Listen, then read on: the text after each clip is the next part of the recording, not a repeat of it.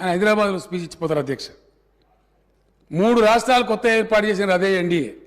కానీ కాకినాడ తీర్మానం కాకెత్తుకొని పోయింది, ఎన్డీఏ తెలంగాణ చేయలే. జార్ఖండ్, ఛత్తీస్గఢ్ వగైరా రాష్ట్రాలు చేసిండు కానీ చేయకపోగా ఇంకా మీకెందుకని తెలంగాణ అనే మాటలు మాట్లాడి బీజేపీ పార్టీ కూడా తెలంగాణను కించపరిచింది అధ్యక్ష. చాలా మనసు బాధ దుఃఖంతో వాటన్నిటిని భరించుకుంటూ ఏది ఏమైనా సరే చివరిదాకా పోరాడాలని ఒక తెగువతోని మేము పోతా ఉంటే ఆయన ఒక ఆయన పెద్ద ఆయన ఇప్పుడు లేరు కానీ పీసీసీ ప్రెసిడెంట్ ఒక ఆయన ఉండే అధ్యక్ష సత్యనారాయణరావు గారు అని చెప్పి, మీకు ఎక్కడదా మీరు మాతో గెలిచారు, మీ బతుకా మీ లెక్కన మీద ఒక పాట అని మాట్లాడితే నాకు పౌరుషం వచ్చి నేను రాజీనామా చేసిన అధ్యక్ష కరీంనగర్ ఎంపీగా. అనేక ప్రయత్నాలు చేసినారు నన్ను రోగొట్టడానికి, వీళ్ళు చెయ్యని ప్రయత్నం లేదు. 100 కోట్లు ఖర్చు పెట్టి చాలా భయంకరమైన కథలు చేసి ప్రయత్నాలు చేసినారు. కానీ ప్రజలు, కరీంనగర్ జిల్లా ప్రజలు వీళ్ళ చెంప మీద చిల్లన కొట్టినట్టుగా నన్ను 2.5 లక్షల మేరతో గెలిపించి ఎస్ మా తెలంగాణ మాకు కావాలి అనే మాట వాళ్ళు చెప్పారు అధ్యక్ష. ఎన్ని రకాల అధ్యక్ష గోల్మాలు, ఎన్ని రకాల కింగిరాలు కొట్టేయడం. అసలు తెలంగాణ అంశం అంటేనే ఒక అలవోకగా అదొక ఇట్లా తీసి పాడేస్తే ఎన్నడూ ఎవరు కూడా స్పందించారు అధ్యక్ష, మాట్లాడరు, పౌరుషం లేదు. ఇదే సభలో నేను అక్కడ ఒక ఒంటరిగా ఎమ్మెల్యే ఉంటే ఆ రోజు టీఆర్ఎస్ ఎమ్మెల్యేగా గెలిచి వచ్చి ఉద్యోగాల మీద మాట్లాడుతుంటే మళ్ళీ గోల్మాలు చేయాలిగా.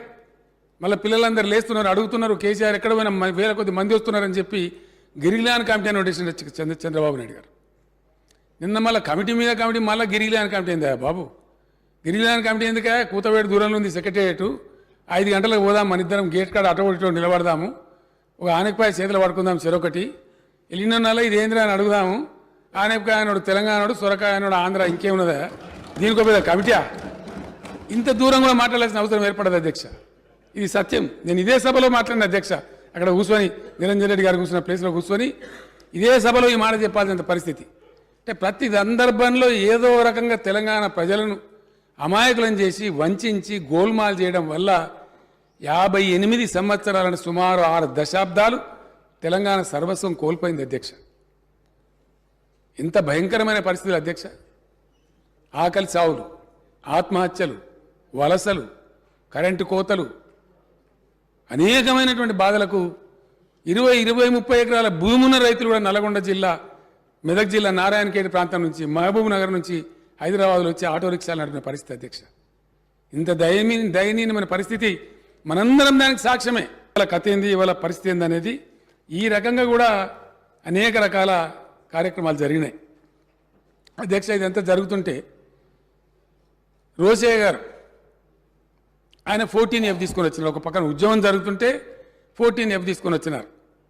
మళ్ళీ అప్పుడు సిద్దిపేటలో ఉద్యోగ గర్జన పెట్టి 3-4 లక్షల మందిని సమీకరించి ఆ సభ నుంచి నేను డిక్లేర్ చేసిన అధ్యక్ష, ఇట్లా తెలంగాణ వస్తట్లేదు, మంచి చెడునో తెలుసుకుందామని. కేసీఆర్ శవయాత్రనో లేదా తెలంగాణ జైత్రయాత్రనో ఏదో ఒకటి జరగాలి మంచిదని చెప్పి నేను అప్పుడు నిరాహార దీక్షకు ఉపక్రమించిన అధ్యక్ష.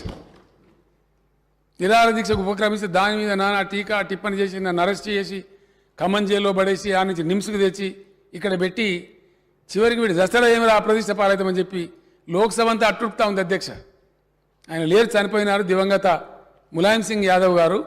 ఆయన తెలంగాణ రాష్ట్ర ఏర్పాటుకు అనుకూలంగా లేకుండే, కానీ తెలంగాణ బనే ఓ రావు సాబ్ నైమరణ చెయ్యి అని చెప్పి ఆయన కూడా లేచి అక్కడ మాట్లాడితే 38 పార్టీలు గోల చేస్తే ఆ దాడి తట్టుకోలేక చిదంబరం గారిని పంపించి అప్పుడు స్టేట్మెంట్ ఇచ్చారు అధ్యక్ష.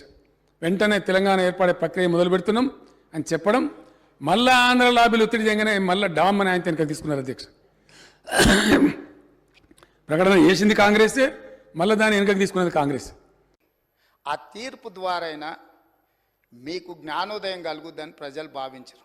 ఇంకా అదే అహంకారము, అదే అహంభావము, అవే చులకన మాటలు, ఎదురుగుండా వాళ్ళని కించపరిచే విధంగా మాట్లాడడం, ఈ వ్యవహారం మానుకోండి. అసెంబ్లీ ఎన్నికలలో 39 సీట్లలో మీకు మెజారిటీ ఇచ్చిండ్రు. పార్లమెంట్కి వచ్చేవరకల్లా 3 సీట్లకు పడిపోయింది. ఇప్పటి వరకు ఊకదంపుడు ఉపన్యాసాలు మాట్లాడిన ఆయన శాసనసభలో కూడా ఆయనకు మెజారిటీ రాలే అధ్యక్ష. ఆ ఓట్లు ఎక్కడ బదిలీ అయినాయని నేను అడుగుతున్నా. అసెంబ్లీలో డిసెంబర్లో 39 సీట్ల మెజారిటీ వస్తే పార్లమెంటుకు వచ్చేవరకల్లా 39 శాసనసభలలో 3 మిగిలినాయి అధ్యక్ష. 3 దుబ్బాక ఉంది, ఆ పక్కలో కూర్చున్న మిత్రుడు ఏదో కష్టపడి ఓట్లే ఇచ్చినట్టున్నాడు. ఇవాళ సిరిసిల్లలో కూడా మెజారిటీ కోల్పోయింది. మాట్లాడే ముందు ఆ లెక్కలు చూసుకోవాలి. ఇవాళ మేము 8 మాకు 2014లో 2 సీట్లు వచ్చినాయి, 2013లో 3 సీట్లు వచ్చినాయి, 2019లో మాకు 8 సీట్లు వచ్చినాయి అధ్యక్ష. అంటే ప్రజలలో ఉండి మేము పనిచేయడంతో వరుసగా మేము నెంబర్ పెంచుకుంటూ వచ్చినాం అధ్యక్ష. మీకు మొదటిసారి 12 వచ్చినాయి, రెండోసారి 9 వచ్చినాయి, మూడోసారి గుండు 0 వచ్చింది. గుండు 0 వచ్చినాక కూడా బుద్ధి మారకపోతే ఎట్లా అధ్యక్ష?